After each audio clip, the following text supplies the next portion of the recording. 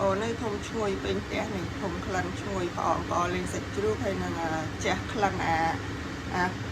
ជីក្រហមមកផងបងប្អូនធំឡើងឈ្ងុយទៅធ្វើញ៉ាំជាមួយខ្ញុំទាំងអស់គ្នាបងប្អូនសាច់ជ្រូកផ្អកកលីងបងស្រីធ្វើឲ្យយូរណាស់ហើយទុកនៅក្នុងទូកឥឡូវទៅចេញយកមកធ្វើចៀនធ្វើចៀនសាច់ជ្រូកផ្អកកលីងណាបងប្អូនមុននោះថាចង់ចំហុយឥឡូវចៀនវិញចៀនដាក់ពងទាផ្អកសាច់ជ្រូកនឹងសឹកទៅហើយនឹងគូសពងទាដាក់មកយើងយកទៅចៀនណាបងប្អូនឥឡូវមកលាយគ្រឿងដាក់ខ្ទឹមពងទា3គ្រាប់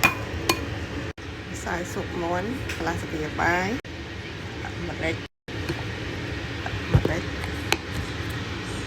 នេះស្ករស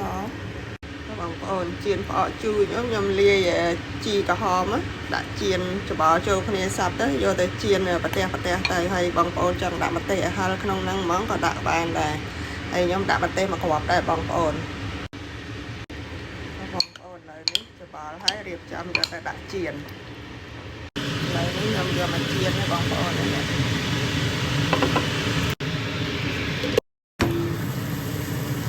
ះនេះគ្រឿងលក់ខ្ញុំមានតែប៉ុណ្្នឹងឯងបងប្អូនទ្របខ្ញុំទិញយកមកទុកឯងចង់ខូចអស់ហើយនេះទិញផ្លែនថាយកមកចង់ឆាក្តៅអីចឹងណាប្តីគាត់ចូលចិត្តហើយអត់តាន់បានធ្វើតែទុកឥឡូវចង់ខូចអស់បងប្អូន